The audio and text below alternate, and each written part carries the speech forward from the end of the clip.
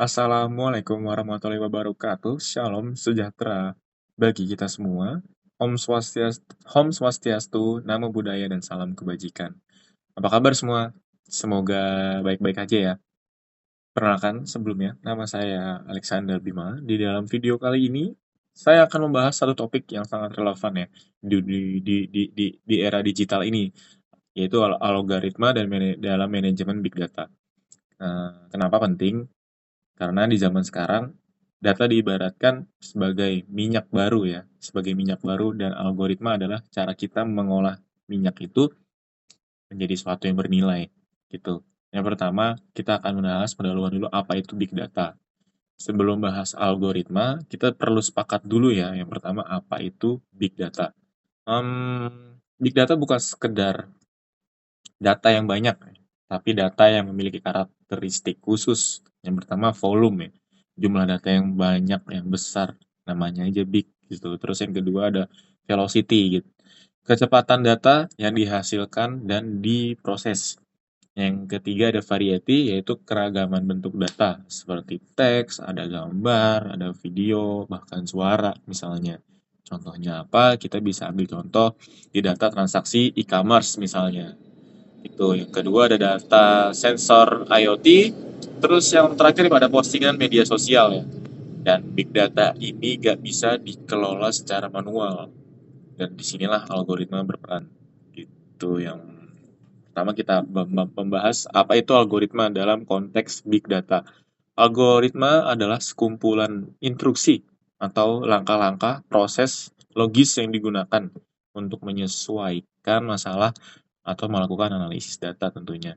Itu dalam manajemen big data, algoritma digunakan untuk bisa memilah data, membersihkan data, menyaring informasi yang penting, terus ada melakukan prediksi dan analisis gitu. Tanpa algoritma, big data hanyalah tumpukan angka dan huruf yang nggak berguna gitu ya. Oke, ada banyak jenis-jenis algoritma yang umum digunakan ya, yang kita bahas nih sekarang. Yang pertama ada algoritma sorting dan filtering. Itu digunakan untuk mengurutkan dan menyaring data. Gitu. Contohnya ada algoritma quicksort, ada merge sort, ada filter query gitu. Yang kedua ada algoritma clustering, memisahkan data dalam kelompok berdasarkan kesamaannya itu ya, definisinya. Itu contohnya ada satu itu ada K-means clustering. Misalnya perusahaan e-commerce ingin mengelompokkan pelanggan berdasarkan pola belanja mereka. Oke, yang ketiga ada algoritma classification. Contoh, contohnya tuh ada decision tree ya, random forest, naive Bayes. Misalnya mengklasifikasikan review produk, mau positif atau negatif gitu ya. Yang keempat ada algoritma association rules atau aturan asosiasi, mendeteksi hubungan antar item. Contohnya algoritma a priori. Ini sering dipakai di market basket analysis. Contohnya orang yang beli roti biasanya beli selai juga gitu. Oke, yang kelima ada algoritma predictive analysis. Untuk meramalkan kejadian yang akan datang ya, contoh linear regression, atau bisa kita ambil contoh juga di time series forecasting ya. Oke, lalu kita akan membahas tantangan dalam mengelola big data dengan algoritma. Mengelola big data itu sebenarnya nggak gampang.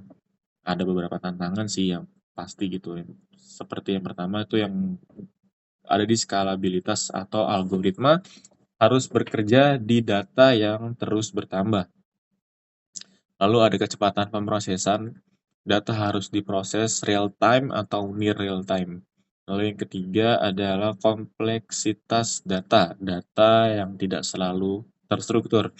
Itu sebabnya selain algoritma, dibutuhkan teknologi pendukung nih, seperti ada Hadoop, ada Spark, ada machine learning frameworks gitu. Oke. Mengapa topik ini penting? Karena di dunia bisnis, di pemerintahan, bahkan kehidupan sehari-hari yang kita jalani ini, big data dan algoritma itu membantu kita membuat keputusan yang lebih cerdas. Sebenarnya ada sinergitas dalam bisnis big data dan bisnis intelligence itu sendiri ya.